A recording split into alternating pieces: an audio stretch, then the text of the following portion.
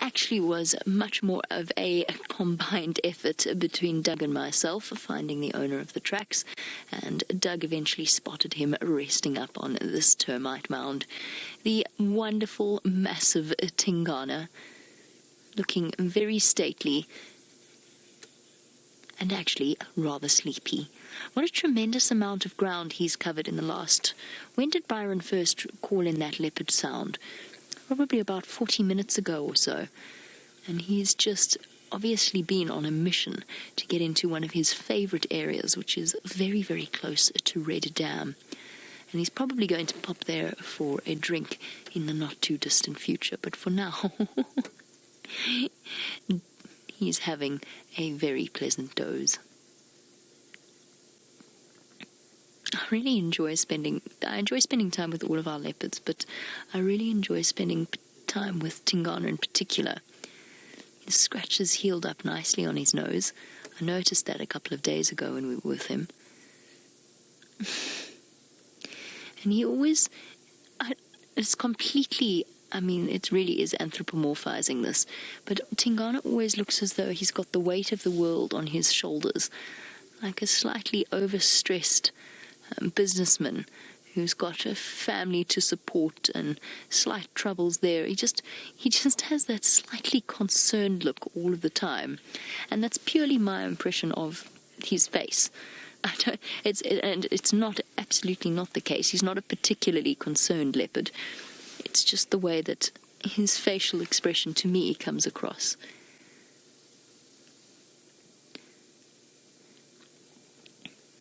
And there he's dozing away. Those massive paws that were responsible only a few moments ago for leaving the tracks in the sand. Awesome. I'm glad that this leopard search actually paid off. You usually know when you hear a leopard, and you're relatively close, you can almost guarantee that you're going to find them. It's just a matter of persistence and hard work, provided, of course, they are one of the Sabi Sands leopards, so one of the more comfortable ones around vehicles.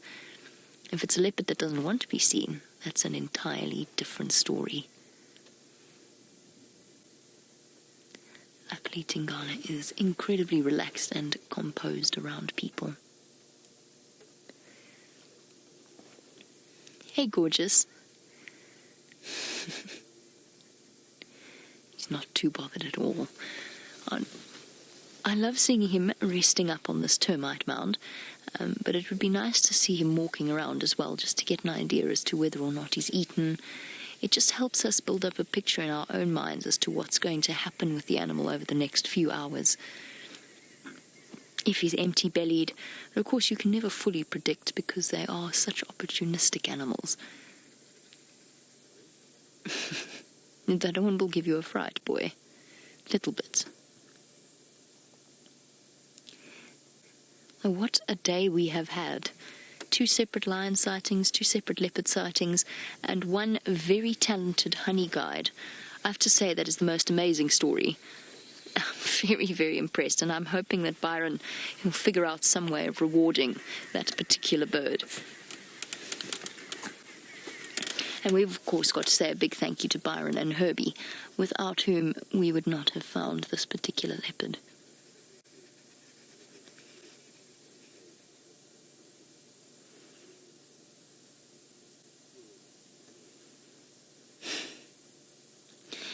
Is there anything more beautiful than a leopard lying in that greenery in dappled morning sunlight? I'm not entirely sure there is. The one thing I have noticed while we were looking for Tingana is just how much denser this vegetation has become over the last week or so, and getting harder and harder for us to be able to see into the bush and spot the animals. And it's all part and parcel. Every season has its challenges, and this is the particular challenge of summer. But we haven't been doing too badly for leopards.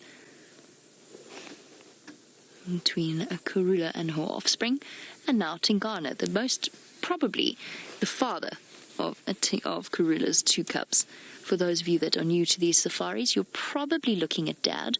It's impossible for us to say with certainty, and that's just because, of course, the animals are well, they're secretive in their lives, and we only get to see a percentage of their day-to-day existence. So Karula could well have mated and would have mated with other male leopards. But there is a good chance. My money's on Tingana.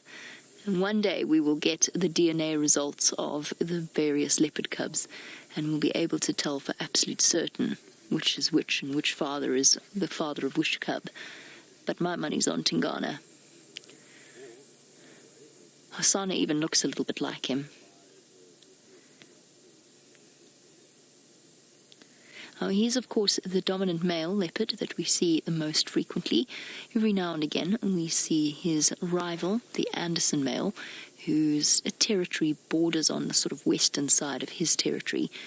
An absolutely massive male leopard, although I reckon there's only, I would say probably on one of Tingana's good days, there's probably only about 10 or so kilograms between the two of them.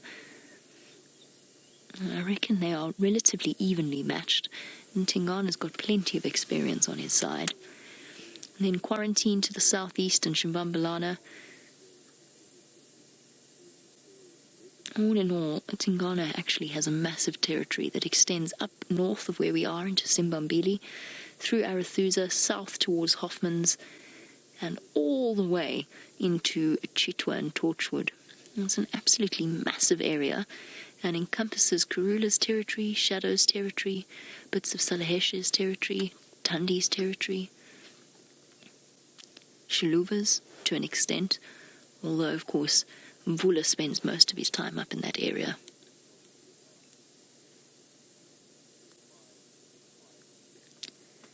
A beautiful, peaceful scene we have stumbled upon.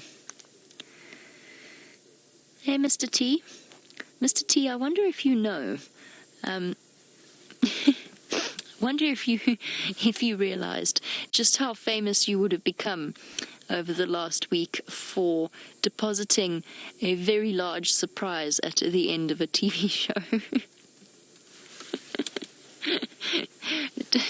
It was really the perfect end to a rather interesting afternoon, that Tingana moment. For those of you that didn't perhaps get to see our television appearance a couple of days ago, we had one or two glitches, one or two things went wrong, as they do out here in the African bush, and Tingana spent most of the 2 hours pretty much like this. Sometimes he rolled over and showed the other side, but for the most part he was largely positioned exactly as he is now. And in the last, I promise you, last 2 minutes of the television show, as we were doing our finishing up and doing our thank yous, Tingana gets up, stretches majestically, walks into the road next to the vehicle, talking softly, he's right next to us, all that excitement. What's he going to do now for the last few seconds? Oh, that's what he's going to do. Defecate right next to the vehicle. I had such a good chuckle at that. We all did. It's just the joys of live wildlife filming.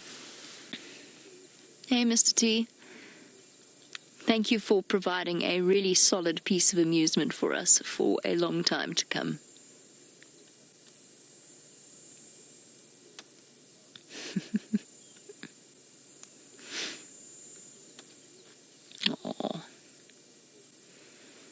I also think that for the massive male leopard that he is, there's something very sweet about his face. I feel the complete opposite about the Anderson male. I find the Anderson male he's incredible. He is such a magnificent leopard, but there's something quite brutish about his face. And I mean, this is purely from an anthropomorphic point of view, just from what we see. And I don't know if it's Anderson's eyes, but Tingana has a much gentler face. Maybe it's just that I've spent the most time with Tingana. Unfortunately, I arrived after Mvula's reign over Djuma, so I've hardly really got to spend all that much time with him.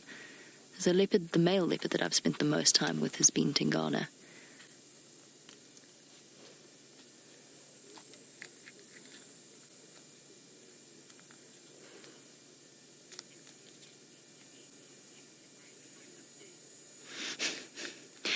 While Tingana snoozes away, let's go from one leopard sighting to another and see what Brent's up to.